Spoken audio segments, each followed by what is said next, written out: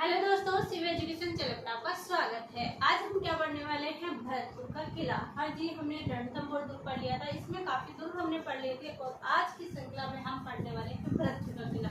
और ये जो भरतपुर का किला है वो कहाँ पर स्थित है? भरतपुर के अंदर स्थित है। कहाँ पर स्थित है? भरतपुर के अंदर स्थित है। अब इस भरतपुर दुर्ग के अंदर और क्या क्या चीजें हैं, इसका निर्माण किसने करवाया था, तो ये चीजें हम देखते हैं। तो इसका जो निर्माण है वो निर्माण किसने करवाया था? तो इसका जो निर्माण है वो करवाया था सूरजमल जाट ने। किसने करवाया था? सूरजमल जाट ने करवाया था। और कब करवाया था? क्योंकि सूरजमल जाट ने करवाया था, कब करवाया था? तो ये करवाया था 19 फरवरी 1733।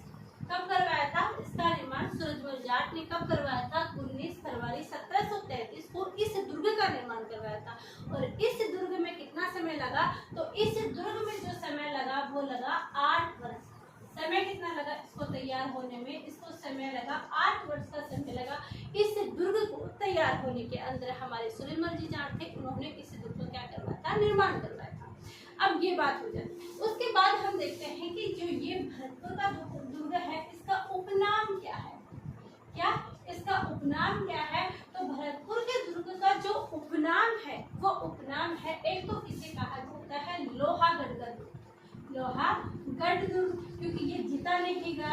और एक अजय दुर्ग।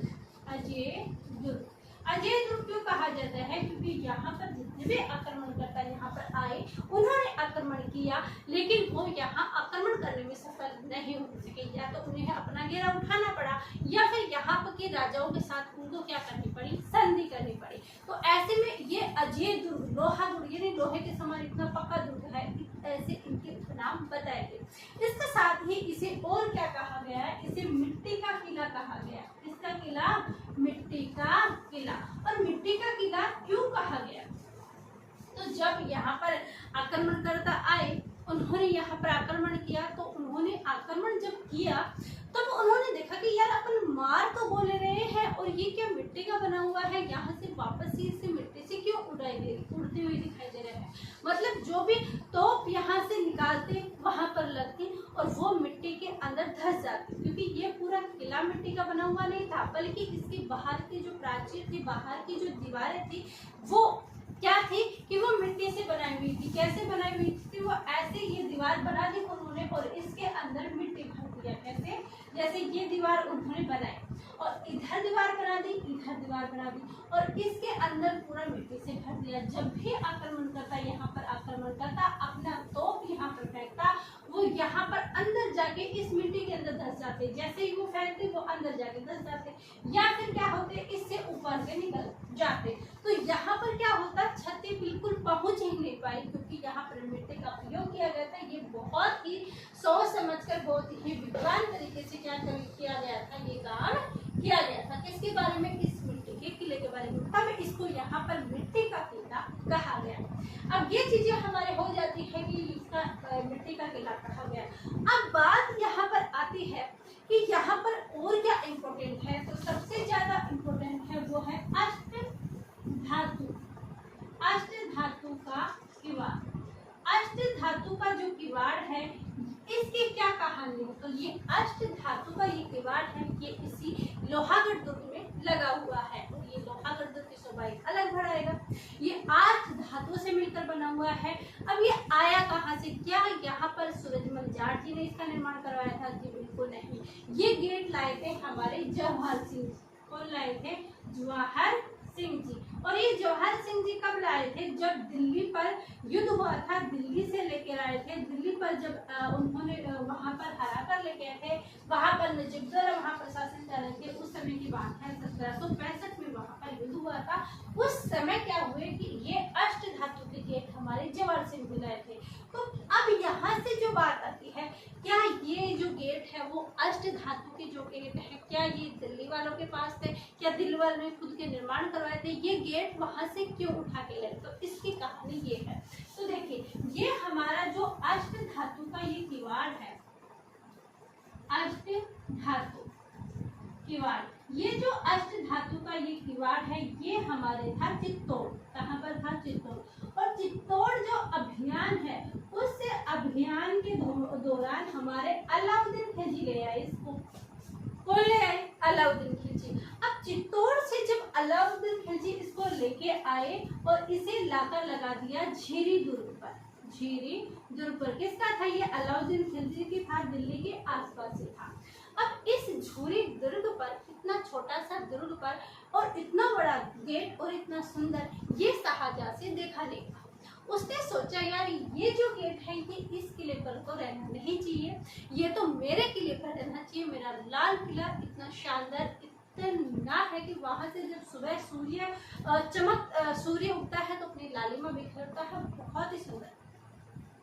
तो ये गेट तो हमारे दिल्ली में होना चाहिए, हमारे लाल किले पर होना चाहिए। तो वो यहाँ पर क्या करते हैं, इस झीरी दुर्ग से शाहजहां लेके आते हैं। कौन लेके आते हैं? शाहजहां लेके आते हैं और शाहजहां लाकर इसको लाल किले पर लगा देते हैं। किस पर लगा देते हैं? लाल किले पर।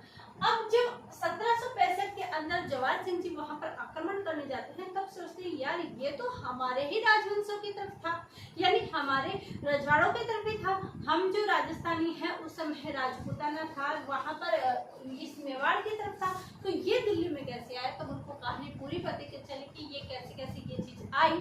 तो वो सोच रहे थे कि मैं इसे यहाँ तो रहने नहीं देने वाला, यहाँ तो मैं इसको नहीं टिकने वाला, मैं इसको ले जाता हूँ क्योंकि ये तो हमारी ही संपत्ति है, मैं इनके पास नहीं छोड़ने वाला। तो वो क्या करता है, जो ये गेट है इस लाल किले से क्या करता है, भरतपुर ले आता। कौन ले आता है? जवाहर सिंह। तो जवाहर सिंह जी क्या करते हैं, इसे ले आते हैं भरतपुर। कहाँ लेके आते हैं?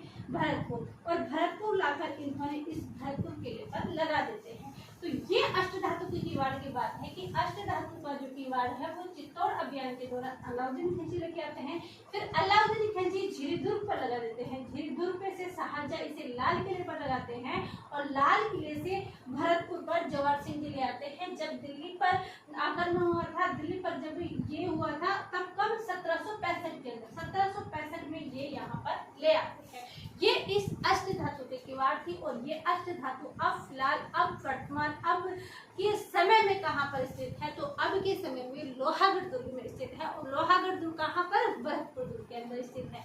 अब बात आती है कि ये चीज हो गई, इसके बाद यहाँ पर क्या होता है, ये यहाँ पर गेट ले आते हैं, यानी सभी के अंदर हो गई कि महान राजा है जवाहर सिंह जी, महान राजा है। इसके बाद इन्होंने सभी लोगों से पूछा, यानी जहाँ पर ये बैठते हैं पर आसपास इसके मंत्री परिषद जो होते थे उन सबसे पूछा भाई अब क्या किया जाए। तो इन्होंने कहा साहब आपने इतनी विजय की है, इस विजय के उपलक्ष्य में आप कुछ ना कुछ बनाना चाहिए। और क्या बनाना चाहिए? बोले देखिए साहब, जब मेवाड़ पे वहां पर आक्रमण हुआ था तब कुंभा ने वहां पर 1437 में जब वहां पर युद्ध हुआ था तो उस युद्ध के अंदर उन्होंने वहां पर विजय स्तंभ का निर्माण करवाया था। बोले अच्छा। बोले वो विजय स्तंभ वहां पर निर्माण भी करवाया था वहां पर चित्तौड़ के अंदर, तो बोले अपन भी करवा देते हैं। तो बोले क्यों नहीं साहब, हमें भी ये करवानी चाहिए। तो बोले उन्होंने कब करवाई थी, उन्होंने कौन सी विजय की थी जो उन्होंने उस विजय स्तंभ का निर्माण करवा दिया? तो साहब 1437 में उन्होंने सहारनपुर युद्ध के समय क्या हुआ था, वहां पर विजय स्तंभ का निर्माण करवाया था। वहां पर युद्ध हुई थी, युद्ध के समय उनकी जीत हुई थी। तो इस जीत युद्ध में अपन क्या बनवाए, तो अपन विजय स्तंभ तो बनवा नहीं सकते क्योंकि वो तो अगर आने वाले टाइम में याद करेंगे तो वो वहां पर लेके जाएंगे, यहाँ पर कंफ्यूजन होंगे। तो अपन अपने नाम से ही बुर्ज बना देते हैं और वो बना देते हैं जवाहर बुर्ज। क्या बना देते हैं? जवाहर बुर्ज। और ये जवाहर बुर्ज कब बनवाई थी? ये इसी 1765 की दिल्ली विजय के उपलक्ष्य में, दिल्ली विजय उपलक्ष्य में, इसी दिल्ली विजय के उपलक्ष्य के अंदर क्या किया, इसने जवाहर बुर्ज का निर्माण करवाया। साहब जवाहर बुर्ज का तो निर्माण करवा दिया, लेकिन वहां पर तो 9वीं मंजिल पर अल्लाह में लिखा हुआ है और बाकी चीजें भी लिखी हुई है। तो बोले बस एक ही शब्द लिखा है उन्होंने, हम लिखेंगे ना ज्यादा। तो इन्होंने कहा कि इस जवाहर जो बुर्ज है उसी के ऊपर हम एक बना देते हैं लोहा स्तंभ। क्या बनवा देते हैं? लोहा स्तंभ। यहाँ पर इन्होंने लोहा स्तंभ बनवाया और ये लोहा स्तंभ बनवाया और यहाँ पर उन्होंने क्या किया कि जाट वंशावली लिखवाई। जाट वंशावली लिखाई किस पर? इसे ही यहाँ पर लोहा स्तंभ बनाया, जवाहर बुर्ज बनाया और जाट वंशावली लिखाई। और यहीं पर क्या होता था, जाट राजाओं का